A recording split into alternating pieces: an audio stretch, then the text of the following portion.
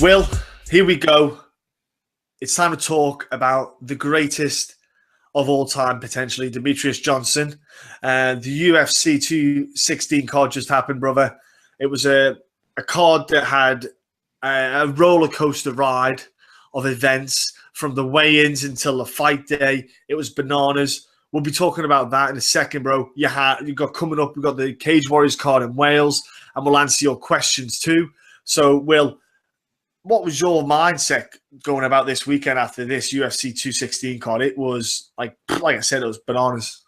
Yeah, it was. I was a card I was really looking forward to, and then it was just a weird card. It had one of those weird kind of vibes in it, and it kind of started from when the fight got changed before the fights even started, and then there was two draws that took place, and then once we kind of got towards your tail end of your big fight, it just kind of, you could tell it's that big fight feel with things at stake, and just the real fighters kind of showed up, and it was just the last couple of fights were awesome, really good fights to watch. They're the kind of fights I like, a lot of tension, a lot at stake, and the best guys show what they've got, and the best guy usually comes out on top.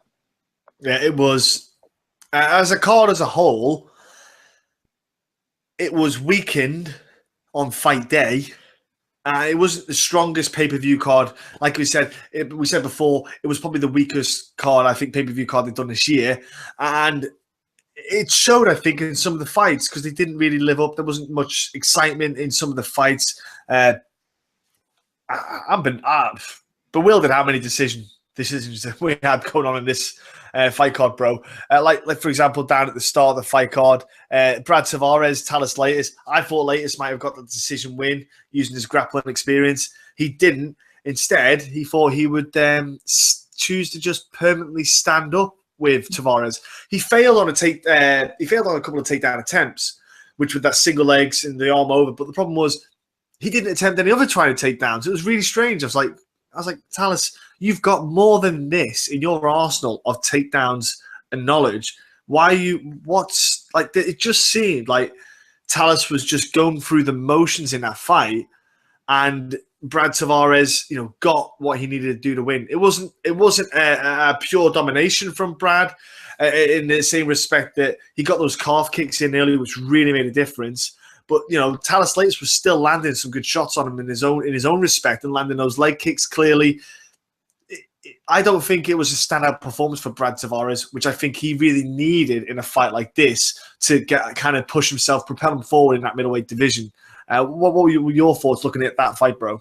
Yeah, well, I think last week what we said was, I think what I said was that Talis is maybe cording off a little bit, and I think that Brad is starting to come into his prime. And I think that kind of showed. Really, Talis Latis really had nothing for Brad Tavares the whole entire fight. Brad was he was too quick, his striking was too accurate, and he was mixing up well with the leg kicks. I just think you can see Talis is on the later end of his UFC career, where I do think Brad's coming into his prime, and he's fighting very well. He's fighting really smart. I didn't expect him. I thought he might have got taken down at least once, maybe twice, but he stuffed those takedowns really well. Latis is a hard guy to not stop you from getting you down to the mat, and he did it really well. I just thought he was very professional, and he's continuing to beat good guys. I mean, Theodoro onto Latis, he's probably in that top 15 conversation now, and another win, he's going to be right outside that top 10 of the middleweight division, which is a lot of good fighters in that division. So that's a big coup for Brad Tavares to potentially be that close. I thought he looked really good, but I thought that you could see that Latis, he's not really advancing himself as a fighter anymore. You know what you're going to get. He's not going to change anything up, and you can game plan for that absolutely perfect. And Tavares did that. Yeah, you can, exactly. You can. Well, I tell you one thing I was bugged about. Those leg kicks on the calf were super effective. He did not do that enough in that third round. He could have landed more and more and more and got that fight potentially stopped just because of the leg kicks, because you could see Talis Latis just kept buckling and buckling. He just needed to keep doing it. That was all he needed to do, just chop in, and have it done. But he didn't, and that's what I think was missing. I think I wanted to see that killer instinct, that go in, finish that fight. I know it sounds daft like leg kicks, but that shows that he can stop you in multiple ways, and he could have done that there. Next up, though, bro, John Moraga kind of burst your bubble with your boy. He did. I couldn't believe it. Honestly, could not believe. I thought. I think what I said last week was that the only opportunity that William Moraga's got is maybe if Bibliotov puts his head in somewhere it shouldn't and he'll get caught. I did not see John Moraga come out there throwing hands and wanting to put this guy down with strikes. I mean, in the Pettis fight, he did go head hunting a little bit, so maybe that's a change of mentality with Moraga, that he realises he has to go after these guys, not sit back so much. He was not sitting back one bit in this fight, and he went out there and he caught him clean on the nose with a huge shot. And we don't usually see knockouts like that down at flyweight, so it was a really big shock for me to see, a really big shock considering how the betting odds for what Bibliotov was. He was a huge favourite, and Moraga was a huge underdog. So to see him come out there and starch a legit guy, a guy I've got a lot, but seeing that you have to take that first L somewhere, and losing to a guy like Moraga is not a bad loss to having your record because he's fought for a title and he has won some fights in the UFC. But I did not see, if I had a confident pick for the whole entire night outside Demetrius Johnson, it was going to be Bibulatov, and Moraga came out through those hands and put him down, and I think he kind of shocked himself because when Cormier was interviewing him, he did not have a clue what to say. He was very emotional, so it was obviously a huge fight for him. He thought this was a huge fight for himself, and come out there with a huge win. And did he get a bonus? He didn't get a bonus either. That sucks, because that's a legit big knock. If that was in a heavier weight division, that probably at least gets a 50k bonus. So that sucks a little bit for Moraga, but a great win. That's what I mean. I think if you're in the flyweight division and you get a knockout, I think that's a higher kind of potential bonus than a heavyweight knocking each other out, because it's very rare that happens in that division. And it was not just a flick. He cracked him with that head kick, and then he dropped him with that hook, and he just, like you said, it was on the button, and you just watch his body go. I was like, oh shit. Honestly, as soon as I watched it, I went, yep, that's Will's bubbles burst. Yeah. Just a great knockout. And there's like, I hope he can go on from there and like reestablish himself as a legit top 10 guy, because I think we said gatekeeper last week. Yes. We maybe were a little bit premature in saying that, because he'd be a legit guy in my opinion, but we will see next fight. Hopefully he can keep this trend going and push himself back up those rankings.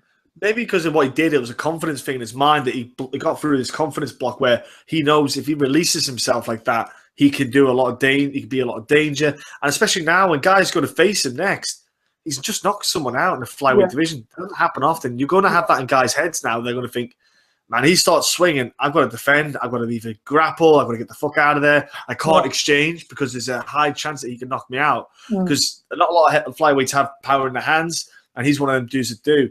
Next up was a flyweight fight that I legitimately was super impressed with Matt Schnell. I thought he did really well in the fight against Marco Beltran. Beautiful counter-striking. And that's what I loved about it. He reacted every time that Beltran was coming out with him a combination. Whenever he threw a kick or he threw the punch, he had a combination retort to come back to him. He was very patient, didn't come too... Because obviously, we talked about discussions with Schnell and the chin and stuff like that. And I was super impressed with him. I thought, he did really well in that fight and got that a very deserved win. Yeah.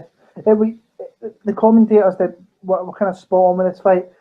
Beltran had nothing with his hands and only had kicks. Where Schnell, he had every time they came close, his combinations were too crisp and they were too fast, and he was catching them as he was coming in. Even as Beltran was backing out, he was still catching them with shots. Fought a smart fight because, see, he has a chin deficiency, and that's probably not going to go, and it's not going to get any better. So fighting smart like that, it's not a bad thing in that division. You haven't got too many heavy hitters at flyweight, but you still don't want to be taking big shots like that. So if you fight smart, fight long like he was doing, and throw those nice combinations like he was, you're going to get a couple of wins in the UFC. And it was a kind of do or die fight for both guys, and Schnell just wanted it more. You could see He was just a little bit quicker and a little bit too accurate for his opponent. Yeah, I agree. Because you had on it, like for example, we had on YouTube a question from what's it called? Here we go, Ayub Ali on his YouTube page. He asked the question: do you think Chanel will go over 1.5 rounds? And I had time. I jumped on and respond. I said, I would say yes. Beltran's not a knockout artist, even though Chanel's had the KO losses. He should be able to go safe distance. And that's the kind of thing. And he showed it there. He was just it was a smart fight, very well. And Beltran, just for the length of him, just didn't use it, didn't try to match with Snell. That was a big factor. So, bro, next up was the ladies going down. And I tell you what, Pearl Gonzalez, she may have the looks and everything, but damn, I think she was way outclassed in this fight by the chica in here we go. Botello. I don't like Botello. No matter how many times I see it, mate, I'll always overcorrect. But she just was way overpowered. Like Pearl looked like she was coming up a weight class because she just could not handle that grappling. Like as soon as she got to the cage, she just couldn't out-grapple her, couldn't get the underhooks in to wrestle her away.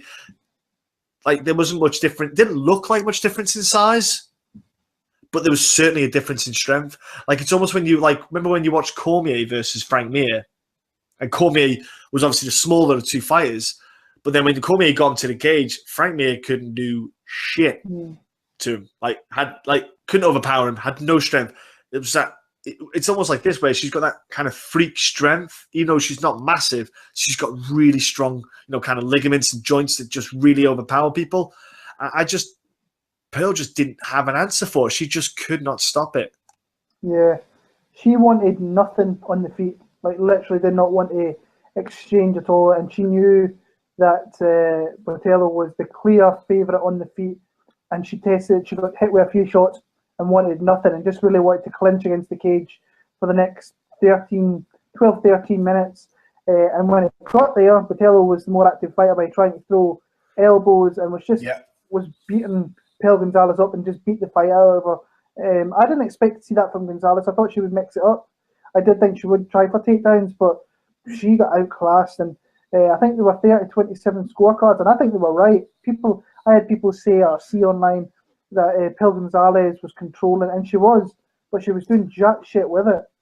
Yeah, that's the difference. Yeah. She was not when she was going for those takedowns on the cage. That's what I mean. She wasn't getting any takedowns. She was getting hit while she was trying to get these takedowns. Not even actually. She wasn't even pulling her away. She just held on, getting elbowed, and then got reversed, and that was it. That was all that happened every time. Yeah, that's what it was. And even when she was dropping, she wasn't even dropping for singles.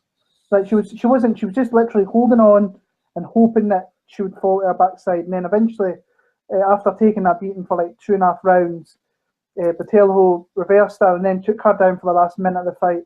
So for me, I thought it was pretty much a clear 30-27. You can maybe make a case for 29-28, but I think this Botello's going to be. I think she's going to be in a lot of fun scraps in that division. I think she wants to throw down. I think if you can find the right opponents for her in the next 2 fights, I think that she will have some very fun fights. So I'm looking forward to seeing what she has to offer going forward.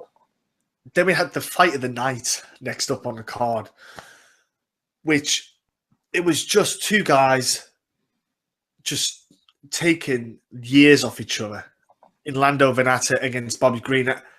Like, we were both cautious about the fight in the sense of what Bobby Green is going to turn up. We knew what Lando was going to do, but Bobby Green was switched on. He was focused, and he came out, and I think he did perform really well. I thought Lando in the first round definitely was getting the better of this fight, albeit until the accidental inside of the leg knee attempt, which caused the point getting taken off him in the first round, which if he hadn't had that done, Lando would have won the fight 2-1.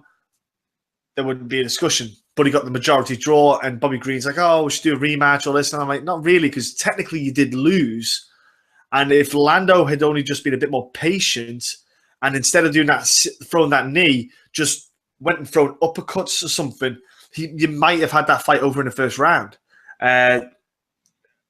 I thought it was a good fight. You know, the fact that once it went on a bit more, that you saw Lando getting cut, and then Bobby just kind of came into his element when he started seeing Lando getting hurt. It just kind of got stronger and stronger, and the two of them just took it out of each other. And then Lando in the last 10 seconds, oh my word, woo! It was almost like you saw him just knocked out, standing up. He was just like a zombie walking through these, like, got cracked by Bobby by 2 shots, and then like 3 punches back. But I thought he was out almost on his feet. And then the fight ended, which I think could have swayed the judges again in the last rounds. But man, that was a wild ass fight, Will. Man, I enjoyed that big time. Yeah, it was a good fight, great fight actually.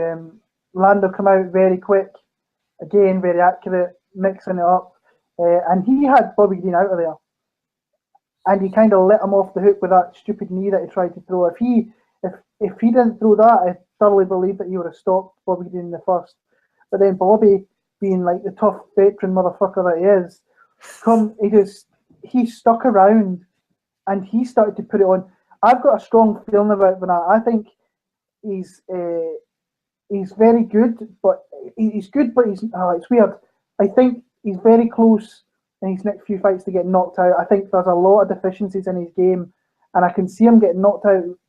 If he can't get you out of there quick, he's gonna get put out. I think. I mean, he's come into UFC, 4 fights, 4 bonuses that he's caught. So the guy's exciting, but I've got a strong feeling that going forward, he could potentially get knocked out a couple of times going forward. But he had that fight in his hands, and he took it. I couldn't believe when he threw that knee, even though, to be honest with you, it barely hit me. Like, it was closer to his balls actually hitting him than it was actually his knees. So, I didn't want to say. I said inside of the groin. Trying to be politically correct. Yeah, but that really kind of screwed him up for the rest of the fight. And from there, Bobby Green came into it, won the second, and he won the third pretty much. So, and that last 10 seconds, I don't know what Lando was thinking. I know you want to throw down and maybe get that last judge's sway, like, coming to you. He fucking took 4 or 5 shots. And he was I thought he was going to fall down when the bell rang, and I thought the ref kind of kept him from kind of going down. But great fight. They very much deserved the fight of the night. There was nothing really too close to it. I don't think they should rematch.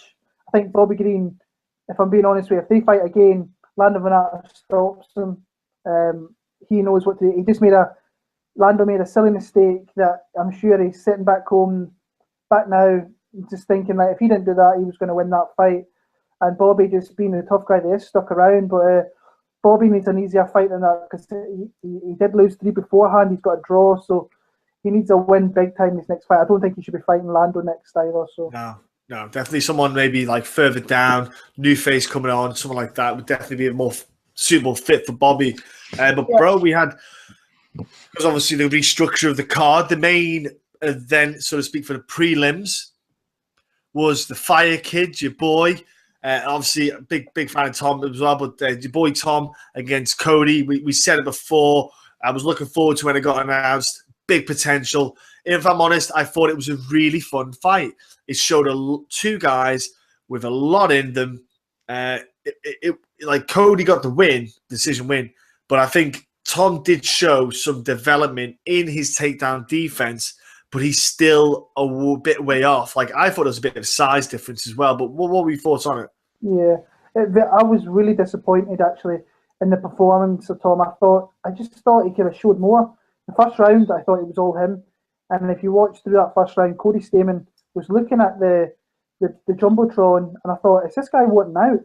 Because he was getting hit with some shots early, and the commentators are going, he was maybe looking for the right time to time a takedown, which could have been the game plan. And then Tom faded. I've never seen Tom Duquesnoy like that fade. I don't know whether it was the takedowns that took him off, him getting back off his back onto his feet that took it out of him. I thought it was pretty clear that Tom won the first round, went into the second round, and the takedowns and the wrestling of Cody Stamen definitely won that round. And then it was all up for grabs in round number 3, and Cody, in my opinion, did enough. So I was a little bit disappointed in Tom, but like I said before, every guy's got to take that kind of first loss in the UFC, make the adjustments from there, and become a better fighter. There's not too many guys that stick around the UFC with an L in in the win and lose column. So for him to, and plus Stamen's not a bad guy. Stamen's a good prospect, very well rounded. I can see him being a top 10 guy. I still think that Tom, I'm not just because I'm a fan of Tom, I still think that Tom has got the higher ceiling of both guys. I think once he puts it all together, I think he's going to become a legit force in that division. Plus, he's only 24 years old, so he's very, very young. And he didn't. I don't know. He just didn't look like the kind of true fire kid that we've seen. But maybe Cody Stamann knocked the fight out of him kind of midway through that fight. Can't take anything away from Cody. Huge win. Moves himself probably into that top 15 around about there, and you'll probably see him get a big fight next. And we might see him very soon. There's that Detroit card in December. Wouldn't surprise me. He's from Michigan, so who knows? Disappointing for Tom, but I love, more than anything with that fight, I love prospects getting matched up early, and we'll see where they are. Just a little bit disappointed for Tom. I say I'm a huge fan, but he'll come back. And I think he'll have a little bit of time off. He might come back down to London. He might be UFC London, because obviously it's as close as you can get to France for him. I think that probably makes a more logical fight next for him. I'm down in London card as well. Have a bit of time off, develop, because they can't just put him against guys who are strikers. They're going to have to give him against wrestlers. He's going to fight them. So I think it's best for him to do is just spend a bit more time, drill those takedown defenses, drill it, get that conditioning up as well of getting taken down and getting tired, and then still having that explosive, beautiful striking that he has got. And that's the big factor, because obviously when he was fighting in the UK, he wasn't worried too much about guys taking him down because it was more about striking. That's what the Brits do. And the European guys are more based on striking. And I think obviously when he gets to America, that's what happens. Bro, next up, the main card, which was all upside down, inside out. Beneil Dariush, Evan Dunham. I wouldn't rematch this one either. I know it was a draw, but I still wouldn't rematch it. But in my opinion, I think Beneil did very well. I think Beneil, in my opinion, should have just got the nod. I don't know how you feel. I thought his striking, the strikes that he landed definitely got him for the aggression, the kind of damage, etc. I would probably go with Beneil here, but obviously the judges saw it different. Looking at the fight yourself, what did you feel about that fight when you at the end of it? Before the judges' scores came in? How did you see it? I was edging more towards Beneil, but once it was going through the middle of that third round, I thought this is going to be a draw. I just had that feeling, like, because Dunham was, it was kind of similar to the Venata Green fight, but just not as action packed as what Lando and Bobby Green was. Beneil clearly outclassed him in round number one. Had a very, very good chance of taking him out there in the first round, and then Dunham, being the veteran and the guy that he is, very tough, stuck around, started getting a couple of takedowns, just overall was just winning every aspect of the fight. Very, very close. I think it was maybe the right decision, giving him a draw. I kind of erred towards more Dariush, but I don't think a draw is a bad card for both of them, because it was a great fight. I just think that Beneil, if he conserve his energy maybe a little bit better and not go so gung-ho in round number one, he could have won that fight. But can't take anything away from Dunham. I don't think they should rematch. There's enough guys there coming into that top 15 and in around that top 15 that you can match them in with. So, great fight. A nice start to the pay-per-view card, and just a good fight for both guys. Now, next up, we said it off air, but we'll say it on air. What were the UFC thinking, Will? Putting on this fight on a main card for a pay-per-view. Now, I'm not. This is not because it's women. Before anyone tries to have a word about us, but if you're going off for name value, I can't understand why you have the ladies fighting on the main card. Will, I know that she got the finish, and if you're looking at a pay-per-view card, people like to see finishes. So technically, you had 4 out of 5 finishes on the main card itself. But I don't get it. Like if I say Borealis to you, if I say Faria to you, do you sit there and go, I love them guys, I love them girls, they're awesome?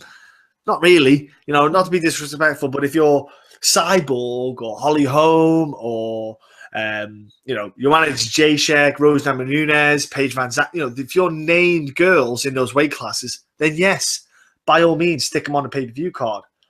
They were fighting that lower card. You could have stuck onto that main card instead, in my opinion. But performance-wise, though, I felt it was a good scrap. It was a good fight. It was a nice submission. I was, these girls are early days in this flyweight division as well. They're still evolving. They're obviously going to evolve this kind of thing going down the UFC, but I can't judge it yet on how they're going to fare because there isn't that. There's not like a top 15 or top 20 girls there for them to judge it off. So it's hard to really see how they'll do. But what did you see of it yourself, mate? What did you think when you watched it? I thought Barella did really well. She literally came out, got the takedown, and completely dominated on the ground and got a submission. There's not really too much to talk about. She did really well in the couple of minutes she had inside the octagon. Did what she wanted to do. Got down and just kind of dominated. Regarding it being on the pay-per-view card, it was weird, but I think, from my understanding, is that they've got a structure that they keep to wholeheartedly. So that fight was, I think KGB Lee was supposed to be on there, so it was, they could have, I don't understand, I think they could have taken it off, but I think the way the UFC kind of structures things, they have things at certain times, and they don't like to get the fighters out of that certain routine.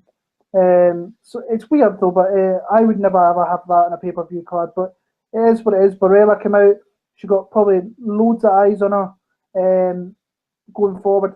She's a girl from Europe, she's from Italy, so nice to see a European lady get into the UFC and dominate like she did, and took out a Brazilian via jiu-jitsu really, really easily. And I'm looking forward to seeing her. I think she's at American Top Team. We don't know much about her. I remember watching her in Victor, and she did fantastic. I mean, she submitted Judy Ava, who is she's not great, but she's a tough UFC vet, and she's faced some tough girls. So big win for her on pay-per-view. Took no damage whatsoever, so I'm sure we'll probably see her in there very, very soon again. But see, nothing much to talk about, but a good win for Barella. Now, bro, we go on to the next fight, which we're going to mention Mark Godbeer because we haven't mentioned him yet. We should have been talking about him before, about his fight against Walt Harris. But somehow, Will, we can't because Derek Lewis somehow, in some format, got pulled out of the fight on fight day, which I thought it was a joke on Twitter at first. I thought it was just, one of those random pranks. Then obviously it's official. He gets pulled out a few hours before the card. Mark Godbeer announces, I want to give him a hug, right? Announces on Facebook, everyone, please share please share, blah, blah, blah. Me and Walt are fighting on the main card, on pay-per-view, etc. All loads of eyes, all this. And I was made up. I was pleased as punch for him. And then I hear he's been pulled off. They've got Walt Harris coming in against Fabrizio Verdum. And then Fabrizio had a fight against Walt, which ended very sharpish with a beautiful single leg from Fabrizio Verdum. Finishing it, ended up basically getting a submission very quickly. And then Walt Harris made an amazing tweet afterwards asking the UFC to get a participation trophy. But all in all, what a whirlwind of emotion for all four fighters involved. Like Derek Lewis, after all the stuff that happened in Houston with the kind of natural disaster they had there and support, the kind of he probably felt like he had a town, a city on his back, a state to kind of go out there and get that win for them. Fabrizio Verdum, the big question of if he's still in that elite kind of mix to get back up in that title contention. Walt Harris, going from fighting Mark Godbeer, who's a very different fighter, to Fabrizio, who's an elite fighter, going up and stepping there. Mark Godbeer coming all the way from the UK to Las Vegas, meeting Mike Tyson a couple of days before, hanging out with him, and then getting cut from the card. All the people who came over to support him. Mate, like, all 4 fighters must, like, I could not imagine the emotional kind of roller coaster ride that those guys went through. It's hard to put my head into it, really, mate, but looking at it yourself, like, we'll talk about the fight in a second, but, like, how do you feel for those fighters going through all that? Yeah, Derek Lewis knew something was up with his back. He was having spasms earlier on in the fight week. So he knew that, and then it got to 3 hours. I think when the UFC found out, it was 3 hours before the fight started. And this was an absolute head fuck for me, because I played DraftKings, and a lot of guys that played DraftKings, and there was a whole palaver that went on that you couldn't change your teams if you had Derek Lewis or Fabrizio Verdum in it. And then they made the Harris Verdum fight, and then Verdum could score points again, so that pissed people off even more.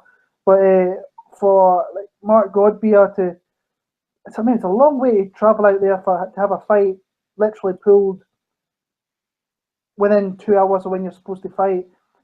I hear and see that he got paid his show and win money, and I'm sure he might get a little bit extra for that. And from what I'm hearing, he's going to fight Walt Harris UFC 217 in New York, which is not bad. It hasn't got as far to travel, and it's not a bad card to be on and fight in Madison Square Garden. But it must suck. That must be a hard thing to take, all that time preparing for this one guy, and then it just getting pulled altogether. It must be a tough thing. So hopefully the UFC kind of compensates him, and maybe in other aspects, if fans came over or whatever. Regarding Verdum Harris, there really wasn't much to talk about. Verdum did what he really does well, and it's once he gets you to the ground, he's going to submit you. It doesn't matter. He has submitted the elite of that division, and outside of that division, like outside of MMA, he's did that to people in jiu-jitsu. So the way he kind of shuffled himself around on the ground and advanced his position to look like he was giving the rear naked choke to Harris, and Harris thinking, oh shit, I need to move, to give him his arm, and it was just like that. It was done so quickly. For doing that, hopefully he'll get back in there quick, because he took, like, this was a nothing fight.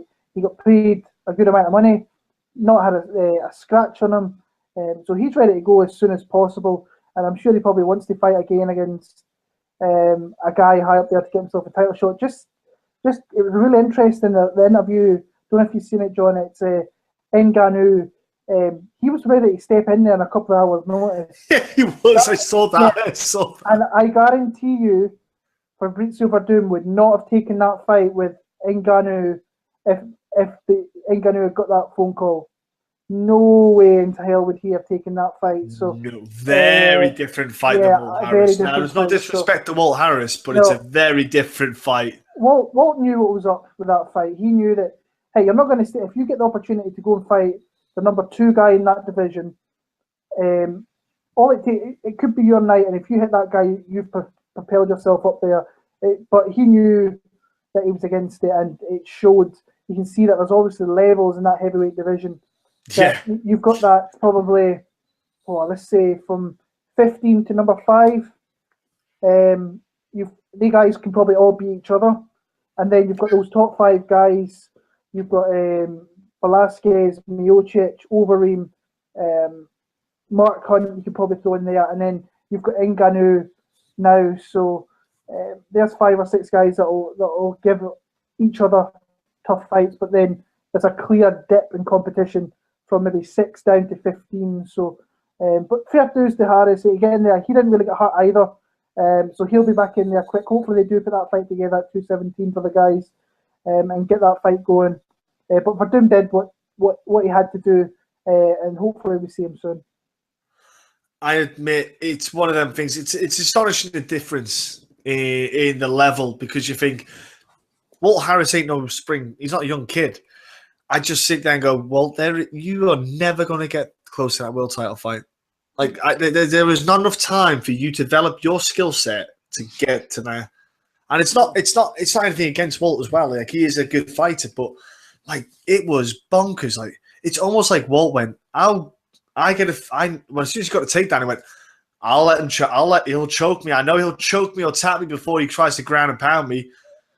It's almost like he gave it in, went, you know what, the UFC aren't going to cut me. I've done him a solid. I've jumped in. Yeah.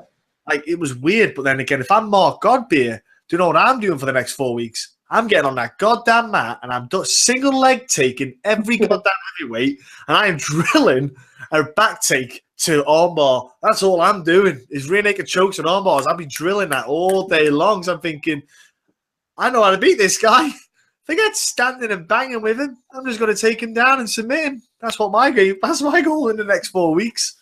Oh man, but yeah, it'd be good if they got that rematch because Madison Square Garden, I won't lie, that would be awesome compared to fighting in the Vegas card, which is, good in itself, but fighting on that would be awesome. One thing I want to mention as well, while we're talking about it, is because, like I say, in Vegas, it was nice. The fighter shorts, I don't know if you saw it yourself, Will, it was vague. They had Vegas Strong on there.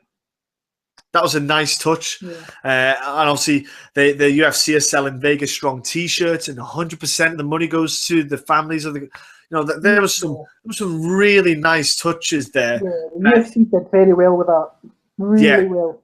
They did the stuff out. They did the kind of what's it called? The graphics outside the building, so to speak. They put because obviously Dana White, that's his home. That's where he lives, and that's the UFC's home essentially. So they're very much they made a huge effort into this, and I thought it did beautiful work.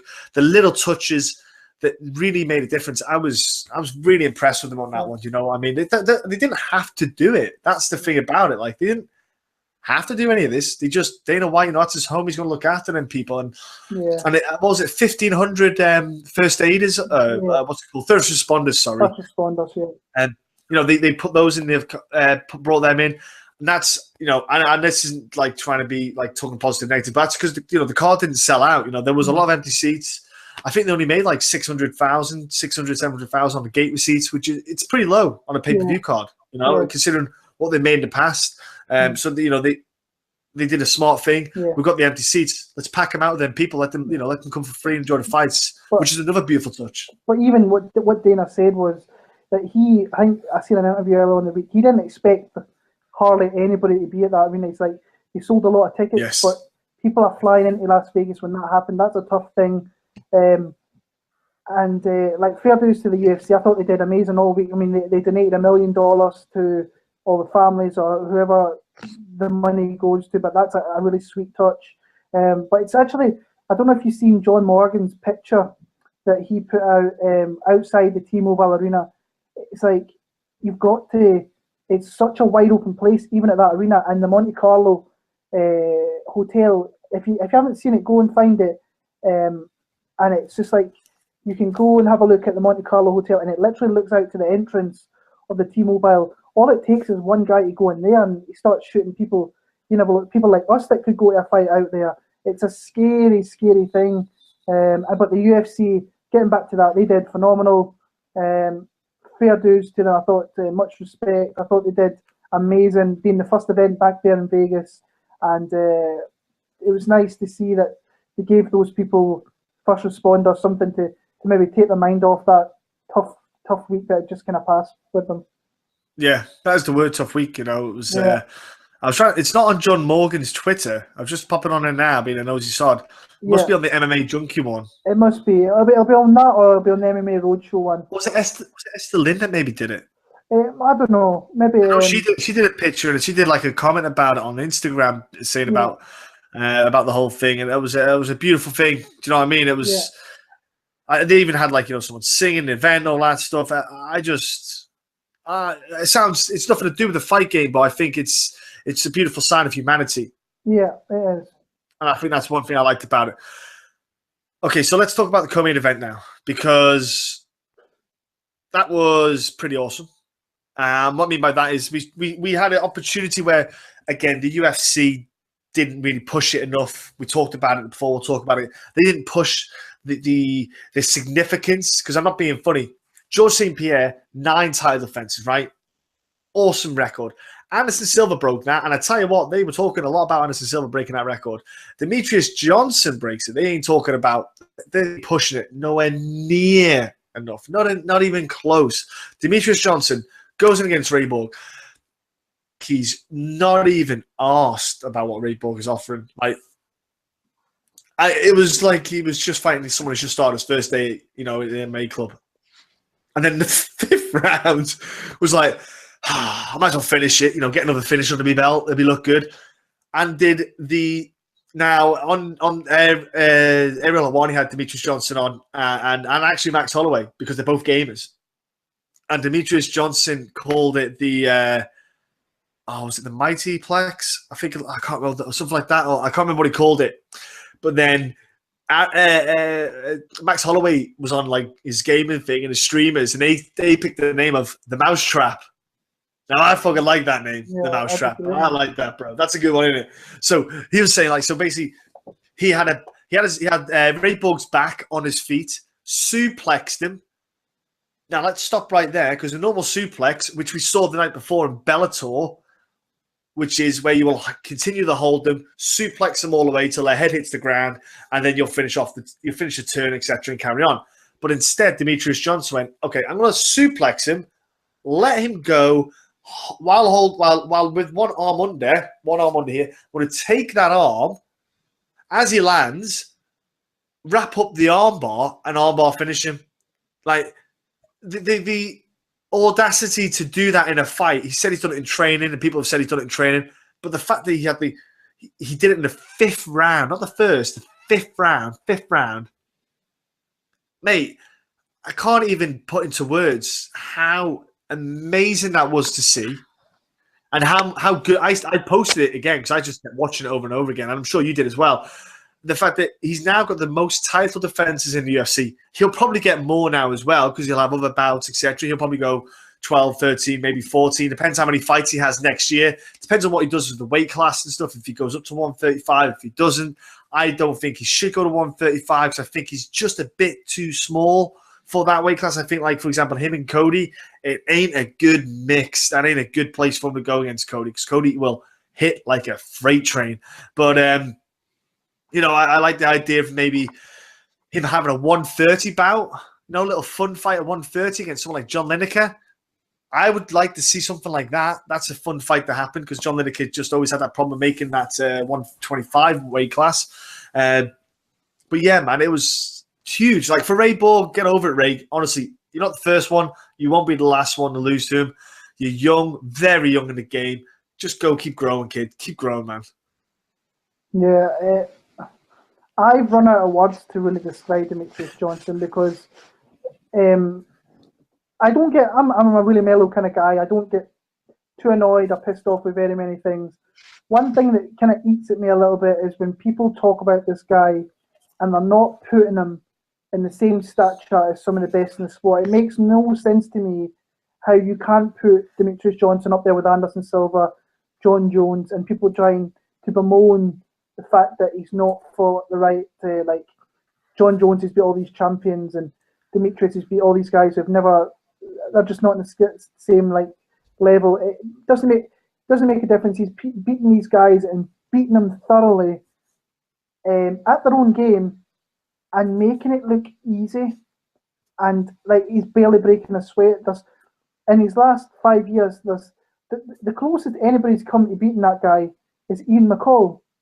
Years ago, Ian McCall should have beat him. If Ian McCall didn't play around, he was probably going to win that fight. But since then, the guy is unbelievable. There's not many fighters where I will literally not look at my phone. I'll not look at my laptop.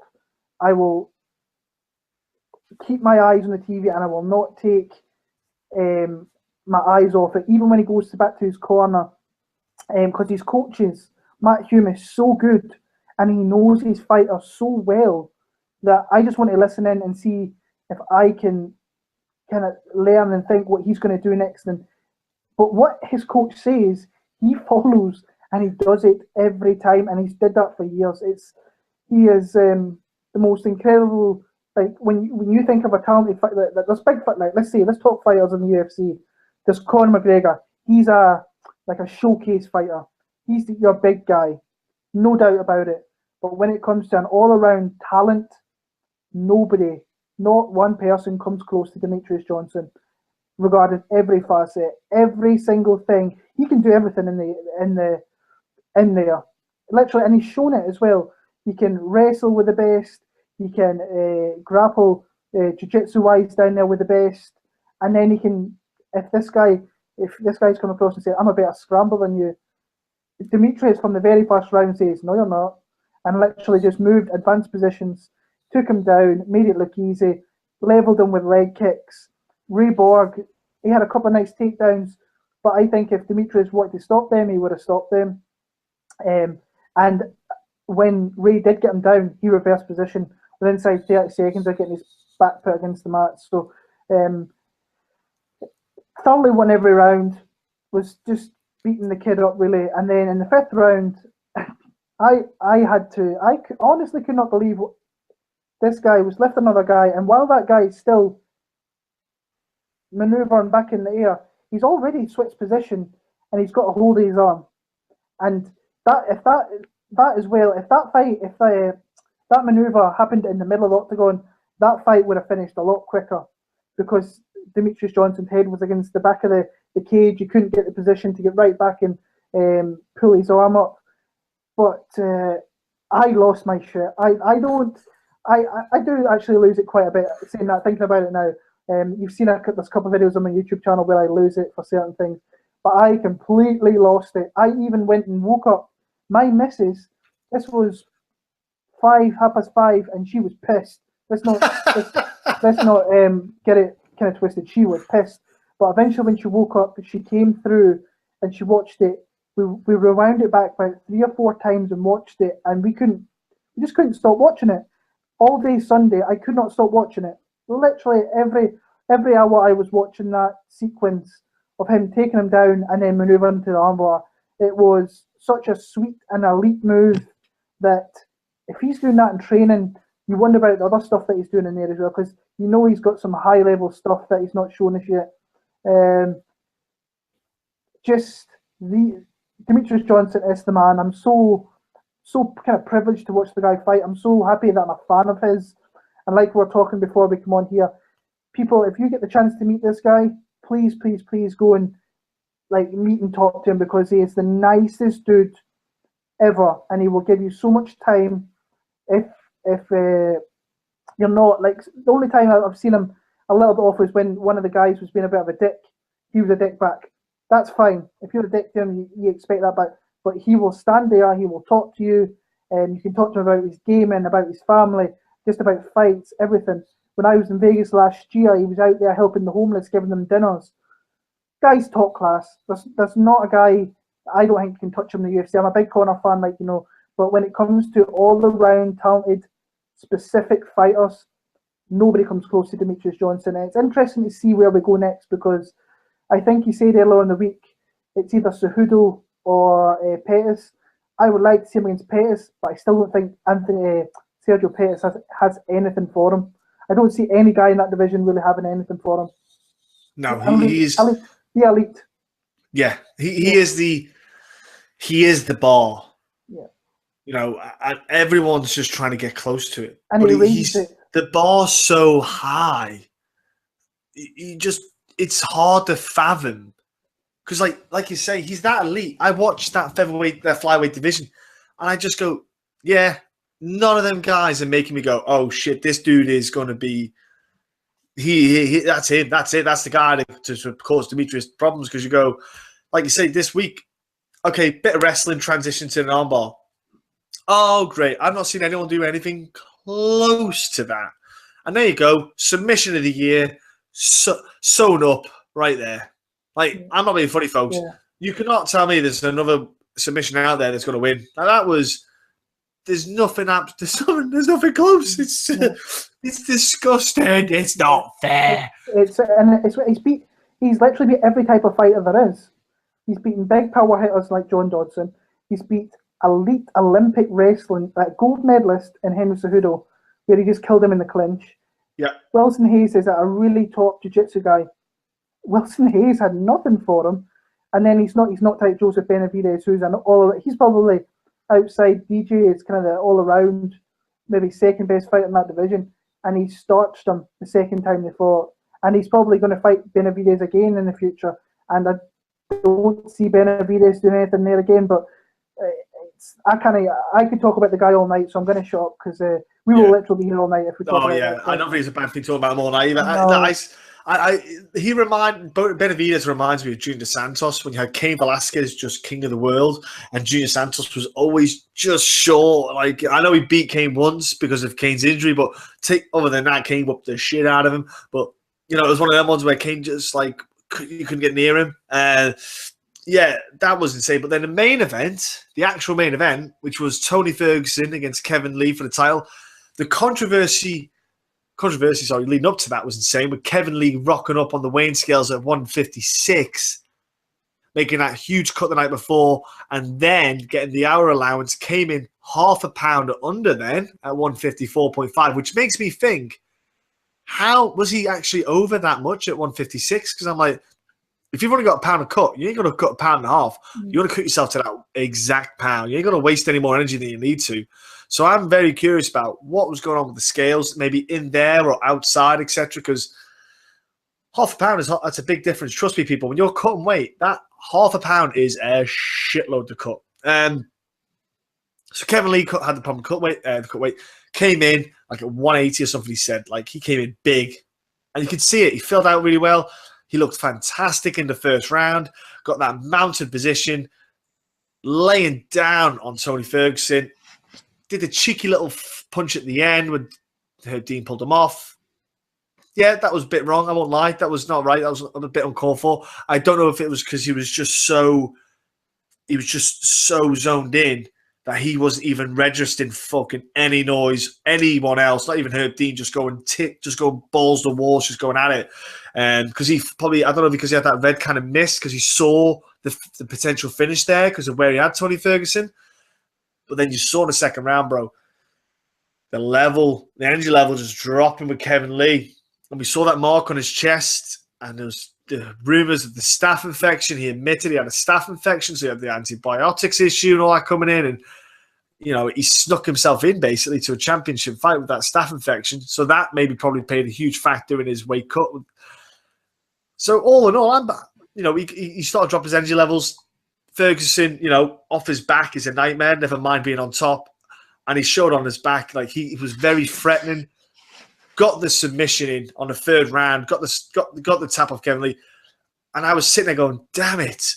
And the only reason I said damn it is because if Kevin Lee didn't have that staph infection, I think his weight cut would have went a lot easier. He would have probably made weight. And I think he would have done I think he would have possibly got that win. Because he was doing so well. I think he could have kept that first round pace all the way through pretty much. If it wasn't for that staph infection and the weight cut issue, I think he would have been I think it would have been a great fight, in the end of it all, looking out of the grand scheme of things. Credit to Tony Ferguson getting the win. He is still open for those shots. Kevin Lee landed some beautifully clean shots. And I'm sitting there going, man, you put me against Conor. Conor's going to hit you.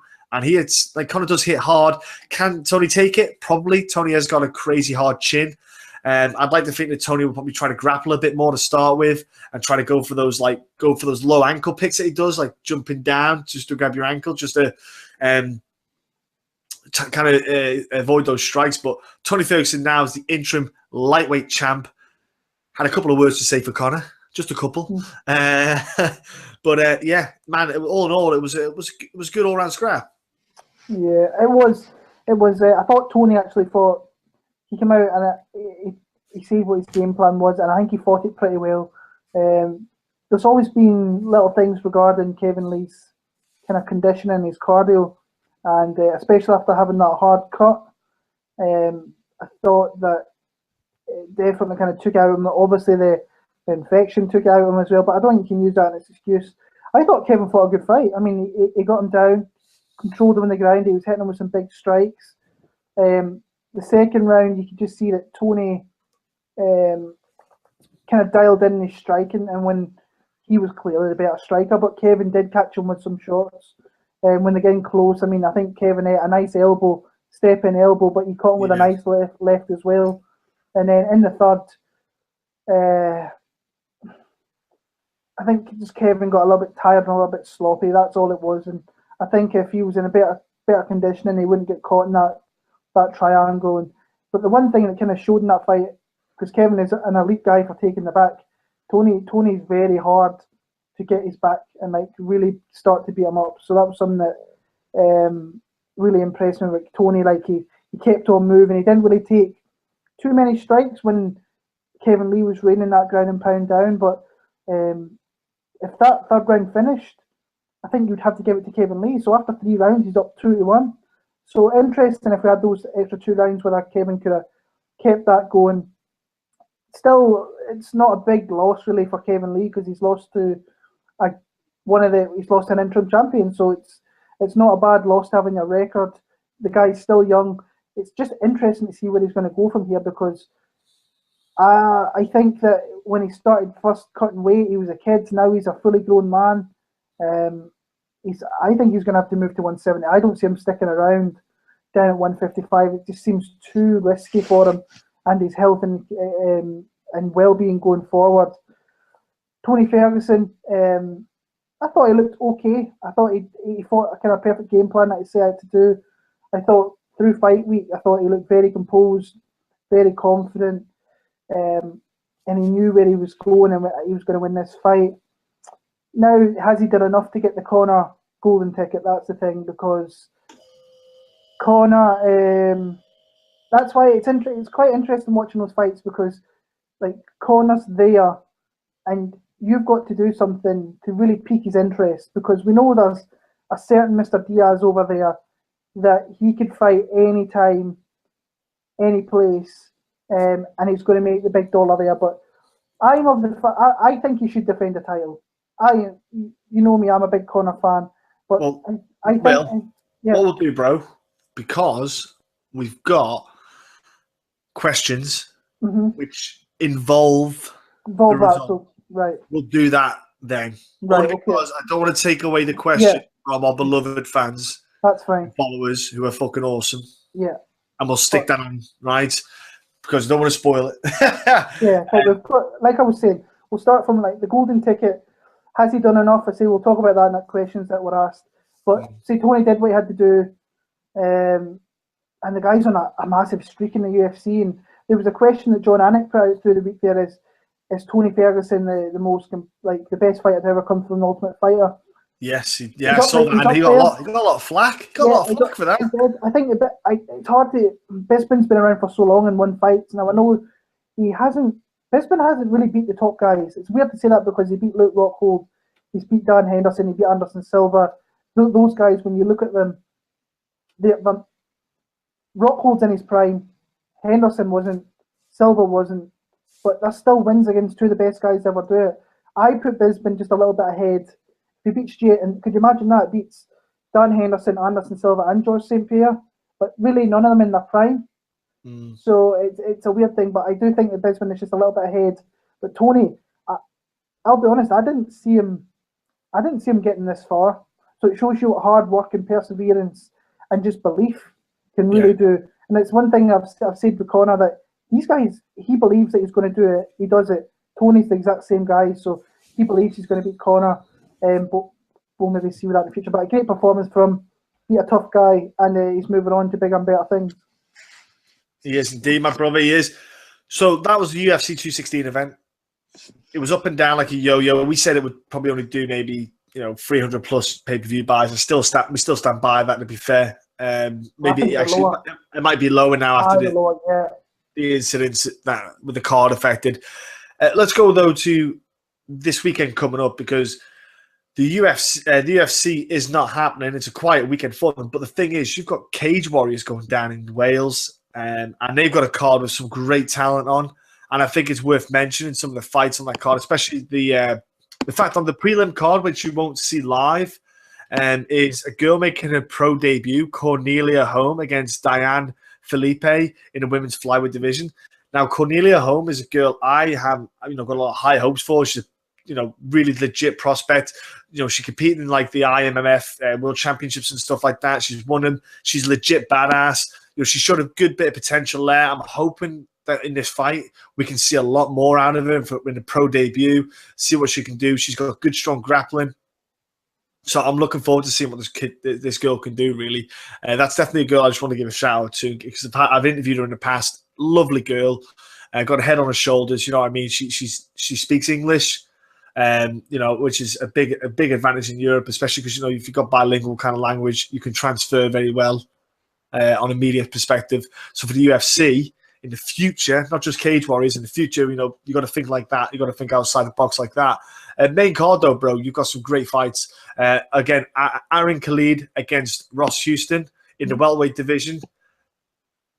You talk about young prospects, young exciting guys in the welterweight UK scene. I think these two names are some guys that pop out there. This is a hell of a fight to scrap to kick off with. Yeah. And you think about the last Cage Warriors card, that was insane. That was awesome. There was some great fights and results in that one. Yeah. That's like I say.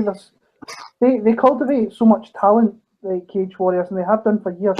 I mean, I'm a guy that's pretty on the ball with fighters up here in Scotland. I had fucking no clue whatsoever that Ross Houston was fighting, and Ross, the guy that I follow on social media, and it must have been, I don't know whether I just missed it or whatever, but he's fighting Aaron Khalid this weekend. That's a great fight. He's 4-0 as Ross Houston. I mean, fights out Inverness up there in the north. We don't get too many guys that kind of come out of there. Paul McBain's another guy who's up in Aberdeen. So nice to see some of the guys further up in Scotland instead of your Edinburgh like Danny Henry or Glasgow like Stevie Ray in Fife. So it's nice to see like guys coming from different parts of my homeland. So, but this is a really solid card, and it's one thing I really like that Cage Warriors have really established a core of fighters in Wales. Now, a lot of people have said when we go to European events, there's a lot of Welsh fans there, especially if you've got a Welsh guy fighting in the last few years. Jack Marshman, Brett Jones, Lou Long eventually is going to get there. They're going to bring guys. Jack Shaw is going to bring guys. He's an unbelievable talent. But I really like the Cage Warriors are winning in this one spot. They put events there every few months. I think they've got like a Cage Warriors Wales type thing where pretty much like this card is here, and it's one of they just haven't got an arena for a UFC. But if they had that, they would most definitely have a UFC there already, because they just need that one stadium where they can fill out maybe 10,000 people, and that's going to fill in no time. Seeing what the Welsh fans are like, but this is a really good card. I'll be working this weekend, but I'll be coming home and watching this one for sure. Yeah, it's definitely one to look out for. I think what as well I've noticed is since the comeback, so to speak, of Cage Warriors, and it is the comeback because they had that break, they have got back to establishing themselves as the UK #1 brand. Yeah. As much as Bama tried their hardest when Cage Warriors away, then they did well because a lot of guys needed fights, they signed some faces, etc. They haven't done it. Bama have not done the job that was laid on a plate for them to go and project themselves so far ahead of Cage Warriors that Cage Warriors would have took too long for them to catch up, like a couple of years. Like Graham obviously is a mastermind in his own right. I give all props to Graham for being the kind of business kind of coup that he is with all the deals, etc. that he set up. But again, the links and the contacts, it's great to see it. And so we're going to talk about some other fights as well that I think are worth mentioning on here. Like we said, Jack Shaw is fighting. Yeah, exactly. Federico Mini. Now, I've interviewed Jack, and his dad Richard, Tillery Combat. They're just great guys. The whole clan, just a great group. Jack Marshman, a lot. Jack Shaw is a kid who's got zero fear, insane amount of potential. And when I was speaking with Jack Marshman, he was saying that they went to Jackson Winkle-Johnson train. Jack Shaw went with him, and Jack Marshman said to me, do you know what it was? He just needed that confirmation of how good he was, so to speak. He said he never knew he was that good until he trained with like the likes of John Dodson, etc., all these people. And when he trained with them, he suddenly saw that he was there. you know, he suddenly saw he was already hitting this kind of potential to train the best. He said, now that he's seen that, he's going to release it on his next opponent, and this is his next opponent. And now they're both undefeated. Someone's always got to go, but Jack Shaw's got so much in him that I'm excited, especially because he's been at Jacksonville once, and he's went and learned a bit more. I can't wait to see what he comes out with this time round. You know, I'm really. We met when he was in Glasgow with Jack Marshman, and he's just such a super nice kid. I mean, a really nice kid. And I was asking him when his next fight was, and he said it was going to be October. And I mean, he's coming off a win over a really tough guy. He beat Conman Day last time out. The French fighters are really notoriously tough guys. He submitted him with an arm lock in the first round. Just beautiful technique. But I've been telling some of my buddies in America, this is the next guy that's coming out, I think, on the British Isles that you have to keep an eye on now. I always try and champion the Scottish guys, but Wales, I think, has got the most legit talent coming through there out of all the nations over here in the UK. They have so much talent ready to kind of show in the next. Who was the guy? Josh Reed, who fought Nathaniel Wood. He's another top guy. Tough boss, but he went out there and he showed that he can win big fights with the right kind of mentality. And the changes, he will make changes and he'll win big fights. But Jack Shaw, if you do not know who this kid is, get to know him before he goes to the UFC, because he's going to go very, very high in the UFC, in Cage Warriors first of all, and then move on to the UFC when he's ready. I hope they don't rush him too quick, because he is a young kid. Give him his time, and he will be legit the time he hits the UFC. Yeah, absolutely. And then you've got on the coming event, you've got Craig White, who has kind of like resurrected himself in a way in his career against Matt Inman, which is a huge fight for him facing Matt Inman. And again, I think it's a huge fight in the sense of, because Matt Inman can kind of be that kind of hot and cold guy where Matt Inman's got a lot of potential, super talented dude, but there's times when I think he beats himself before he gets in there or something. I'm not sure what it is. Craig White, I think for him to win, he just needs to make sure he goes in aggressive to start with against Matt Inman, and he'll get that win, because Matt Inman can start to then, kind of question himself going into it. But I think Matt Inman should win. He should win. Yeah. But there's something always there for me with Matt Inman where I always question it. Yeah. Yeah, I mean, like you were saying, Craig White's kind of resurrected his career in his last kind of few fights. He hasn't got the most attractive record, like 12-7, but he has faced tough guys. He faced Oscar Piachota, who's fighting in making his UFC debut next week. But he's beat Hakon Forrest, Thomas Robertson.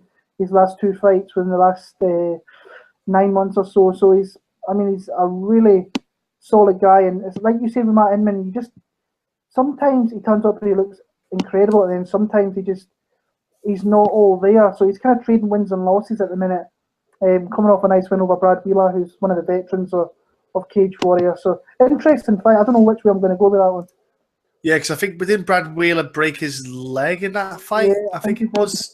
I think it did. Yeah. So it was an unfortunate circumstances that led to that, because it was Brad Wheeler's first fight at 170, because he had such problems making 155. He decided to go to 170. But then on the main event, though, you've got a man who beat Matt Inman in terrorizing style in Lou Long, and now he's fighting a legitimate guy in Roberto Solidic, who's Solidic, who's not a guy who you think, I don't really know him. The guy's a beast. Like, he's got KO wins. He hits like a fucking freight train. And then this is the kind of ideal fight for Lou, because Lou is a legit fighter. He's got a great stand-up. Lou's grappling and submission game is what I think makes Lou Long a better fighter. I think he surprises a lot of people with it, and I think he should really use it a bit more than he does, but he loves to stand and bang. And I'm telling you, I'd love to see Lou Long get the win, because I think this win could help him get that step into the UFC, and I would not be surprised if it does get him up there, maybe on this London card coming up I swear in March. I know we talk about a lot of London card, but these kind of cards, Cage Warriors, etc., are the ones that lead guys to the UFC for London, and it's the kind of fights that guys look for to kind of get them there. Yeah, he's the next guy that pretty much deserves to be in the UFC from the British Isles. He's probably did enough already to warrant getting there. And especially like we were saying with London, it's literally coming from Wales to London is nothing. So it would make every sense in the world to put Lou Long on that card if he comes through this. But I mean, Roberto Soldic is really tough fighting out of Croatia. I mean, Ian Dean finds these guys that you don't really hear about. If he always what he has done in the past, sent me fighters that are coming through, and then eventually Daniel Tamer, UFC. So he's sending me these guys that are potentially going to go to UFC in the next few years. This guy's really tough. I just don't see him beating Lou Long in Wales. I think Lou knows where he's at. He needs to just keep on chugging along, and he will get where he wants to go. And he deserves to be in the UFC, in my opinion, because Carl Amasu seems like he just doesn't want to fight him, and it's kind of ducking him a little bit. So I'm maybe talking out of turn by saying that about Amasu, but just from me looking from the outside in, it just looks like I'm sure they could have put that fight together, but Carl doesn't really want it. I think he's pushing to get in the UFC himself, but I like Lou in Wales. I just don't see him losing at home. No, I don't. And so, look, that card is going to be awesome. I encourage everyone to watch that card. Like I say, it's on UFC Fight Pass, BT Sport. I don't know which one. I don't know what channel it'll be on. You have to check your viewers, whatever BT Sport channel you've got, and it's going to be on. I think it's like Free Sports or something like that. It's the channel they got going as well. So you got no excuse not to watch it. But we'll go to the questions now, bro. Like we said before, like same with UFC 216. So this one is from Matt Bailey, 1991. So he looks a bit scary next to us. Looks like a kind of guy who would just put pictures of fighters on his walls and touch himself. So let's see here. He goes, is Tony Ferguson next for Conor? And when do you think Conor will fight again, in your opinion? So that's why I thought people would just kind of leave it to now. So go on, Will. As you were saying before, you said about the kind of triaging of who gets the fight. Let's go. Yeah. Well, so we spoke about this before we came on, and I said I think Tony should fight Khabib, and I think Conor should fight Nate. Now, the thing is with that fight with Conor and Nate, that fight's always going to be there. Whether Conor fights Tony and loses, you've got $1 million fight there ready waiting for you. But what makes Conor and Nate bigger than what it already is? If they fight for a belt, it probably gives some more money. It's a bigger thing for the UFC to promote a title fight, a trilogy fight. Not that Nate Diaz in any way deserves a title shot against Conor, but the kind of way I was just thinking about it, I never said it back then, that they could fight for the belt, and it just makes it that little bit bigger, even though I think with the kind of hardcore fans, they'd be a little bit turned off by that. The fight, it's a great fight, intriguing fight, 1-1, who's going to get the second win here to kind of win the trilogy, and that's why I thought maybe Khabib and Tony, they have history. So really, the fight that has to get put together is Conor against Tony. I don't think there's any way around that. You can guarantee that Conor McGregor was sitting at home watching that, and he's thinking, has he done enough? The thing is with Tony, he shows up, he makes weight, so you're going to get a fight, and you're going to get a damn exciting fight at that. It's a really interesting fight. I think that Tony is there to be hit. I think that he keeps his hands down and he keeps his chin in there a little bit too much. And Conor's got the touch of death that if he hits you with, and it seems to every fighter he hits with it, they react like, holy shit, I didn't think that guy was going to hit as hard as that. But there is definitely ways for Tony Ferguson to win that fight. You can see it. He's so kind of unorthodox and well-rounded in every aspect that you could see him submitting Conor McGregor. You could see him potentially ground and pounding Conor later on to win the fight there. So, interesting fight. I just think Conor's going to... I really don't think this time... I think... Here's a kind of bold call. This time next year, I don't think Conor McGregor's in the UFC anymore. I think you'll maybe see him once, twice if you're very lucky. So that's why I'm kind of thinking this Nate Diaz trilogy fight is probably the way they're going to go. But either way, I'm going to be happy because Conor's back. You're going to have the absolute shenanigans with Diaz versus McGregor 3, or you're going to have a really great, exciting fight with with Tony and Conor, but I have a feeling that Tony will face Khabib and Conor will face Nate to end the year out. And that was actually one of the other questions we had, bro. Was let me go back into here. And this was from Fred B, and his Twitter handle is at FB20152. He's a guy who follows us. Thanks very much for the follow, bro. But he said, "Do you think Khabib's fights in December? And if so, who?" So that was your question. That was your answer, bro. So yeah, with Khabib, the problem is he taking the weight cutting seriously now? Is he getting his weight in a manageable perspective? Is he going to the UFC Institute, etc., etc.? There's these little questions with Khabib, like, because he's obviously, is he making sure he's fully fit without the injuries? As long as you can get those questions answered in a way that makes everyone happy in the UFC, then I think, you're like you say, Tony Ferguson, that's probably a match to make up. But I'm a purist perspective. I'm thinking, well, you got to unify these belts now. You got to unify. You got to find out who the actual 155 champ is. Because if Conor goes and fights Nate, fucking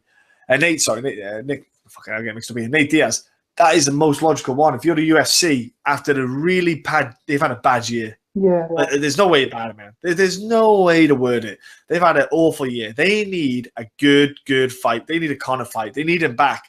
And if I've got to look at it from that perspective, they're going to make that a big money fight. They're going to get that fight in, make a load of dollar, and take it home. Like, from a pure perspective, I think it should be Tony. Again, you're right. Interesting fight. I think if Tony can just come out a little bit quicker to start with a bit more movement, it can make it a little bit tougher for Conor to hit him. But if he stays a bit static, I think he's a bit more too exposed. Khabib, when he fights Tony, that'll just be insane. Because Tony on the ground, Tony on his back, on top, he's just a nasty bastard to fight. Like, dude is just he's so calm and dangerous. Khabib's relentless energy. How much relentless energy does he have in a 5-round fight when we don't know how his fitness has been because he's been out for so long? Does Khabib actually deserve it? Because I'm not being funny. If Khabib's been out for so long, do you maybe actually not give him that kind of fight? Do you have to maybe give him a guy in the top 5 and say, look, dude, we can't guarantee that you're going to be able to fight, so we're going to give you a main event. I'll give him a main event slot in a fight night card against the guy in the top 5 to get yourself that fight against Tony Ferguson. And the reason why is because I want to see if you can rock up. Because if you don't turn up for this fight, as in injury, you don't make weight, you fall ill, whatever, it's okay to fight night card. But if you affect the pay-per-view card, you're affecting money coming in, title fight getting written off. There's too much of a knockdown. I think that I legit don't think Khabib's going to get a title fight. Did you see? I don't know if you watched it. I always watch the end of the pay-per-views, but DC was talking with John Anik and Joe Rogan that Khabib's actually had surgery so he can make the weight, which is weird. Which is really surgery, weird. like liposuction. I don't know. Maybe, the bum. But that's what DC kind of let that slip that he's had. He went to Germany to get a surgery, which is going to probably help him make weight. Which is like, what the? Are they taking like a kidney away or something, or doing something to aid and make the weight easier? But stitching his mouth closed. Maybe, not eating tiramisu in fight week, which was utterly stupid. But you can see that fight. Either way, we're going to get great fights because you can see with the Kevin Lee fight that Tony can be controlled on the ground. Who's the best guy in the division at doing that? Kevin's very highly up there, but Khabib is the legit grappler in that division, and he could pound out Tony. I can see that as well, but it's interesting to see where they're going to go for here. I think. Do you maybe think about saying to Tony Ferguson, right? Because I would be talking, if that was me, I'd be talking to Conor McGregor. Pretty much, I would already be talking to Conor. Say, look, we're going to, right then, I'd be talking to Nate saying, look, let's make this fight. Whether it be the year-end card, whatever, I'd probably try and do it for the year-end card, make it the main event. If Conor said he wants to fight, whatever. Because Conor doesn't have to work too much on the takedown defense against Nate, so it would probably suit him better, like I've said before in the past. So try and get that on for the main event for the last card of the year. Because like you said, I agree with you. I think he'll do that one fight against Nate, get that lightweight belt, so lightweight fight out of the way. Then I think he'll try and stab his way into that welterweight title shot. I'm not even bullshitting. I legit see Conor trying to go for that welterweight title, then going. That is it. Get in. What if GSP wins and he wants to come back to 170? GSP said last week he doesn't want to fight Conor McGregor. Why would you not want to fight Conor McGregor? Can you imagine how big that would be? Even if it's not for a title, if it's just a 170 bout, it's Conor versus super fight. Exactly. It's a mega fight. It'd be insane. Yeah. You imagine if they held it in Canada? Holy shit balls. You could have a 55,000 stadium sold out, easy. Big money, done. I think that would be, that's where you can see fights going. With relation to Khabib, like I said, mate, I would not put him in a title fight. I'd say, look, I can't risk you for a pay-per-view card. I'll tell you what I can do, though. We're going to offer you Edson Barboza. Yeah. Edson Barboza, top 5 guy. He is on point with his timings at the moment. He is looking deadly as shit. You're going to have Edson Barboza. If you can beat him, you get your title fight. If Edson Barboza wins, he fights Tony Ferguson. Simple as. That is it. I'd say to Tony Ferguson, sit your ass down. You're fighting the winner of that fight. End of. Yeah, it's like, I'm just looking at like Khabib Nurmagomedov's record here, and obviously he's 24-0, so that's you've got that guy that's never been beaten. But he beat Rafael dos Anjos in April 2014, and since then he's had 5 fights cancelled, and he's fought 2 guys. He fought Darrell Horcher, which wasn't his fault, which is fair enough. It was that's because Tony Ferguson, he pulled out of that one. Yeah. But then Michael Johnson, he got hit in that fight a few times, but then once he got to the ground, it was just an absolute mauling down there. But it's interesting to see where they're going to go with Khabib. Yeah, I think what you're saying actually, maybe putting him on a fight night main event or even a Fox main event against a Barboza, it makes sense. I would love to see it. Honestly, I would legitimately like to see it because I think Edson Barboza at that point now where he is in that elite mix. Everything's on point for a Barboza. There's no reason why you should kind of, just give him fights where he's standing. I'd say, look, if you can, it is the classic striker grappler fight. The fight starts standing. You've got great footwork. You're working with Mark Henry. Mark Henry will have the timings down. He'll say, look, we're doing this. I'd love to see Edson Barboza versus Khabib. Fight night, Fox card, anything but a pay-per-view event. Have it as a main event card, 5-round fight.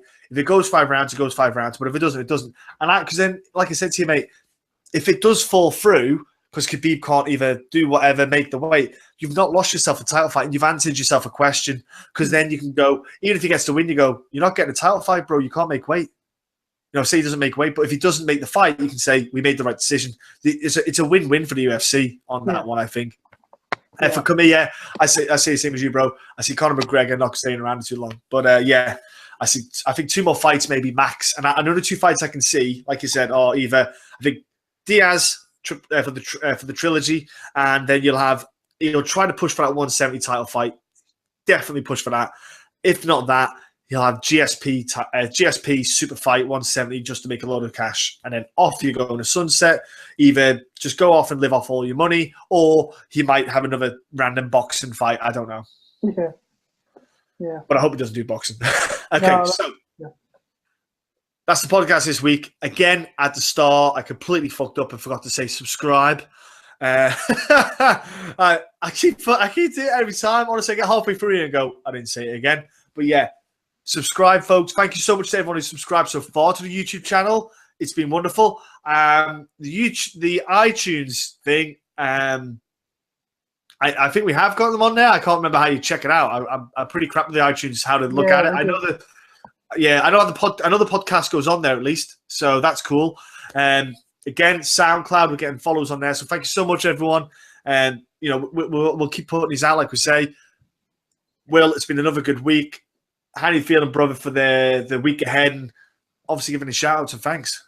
Yeah, no, it's looking forward to there's nothing. It's kind of a quiet week for MMA again this week. We've got Cage Warrior, so we'll probably end up watching that late on the Saturday or very early Sunday morning, and then we're kind of onto a really good run of fights. We'll be back next week to preview UFC Poland in Gdansk with Don Cerrone against Darren Till as a main event, a really fine main event there. And get your questions into us nice and early anytime you want. And say a quiet week, looking forward to getting to this last run of the year though with the big fights, and then we're only like a month away until UFC 217 in New York with 3 title fights. So anytime you want to send us a question, just ping it over to myself or John, and we'll get it answered, because we need some things to talk about in here, and you guys always bring us good questions. Yeah, we love answering questions, folks. Yeah, so thanks so much for listening, everyone, and have a great week, and we'll speak to you soon.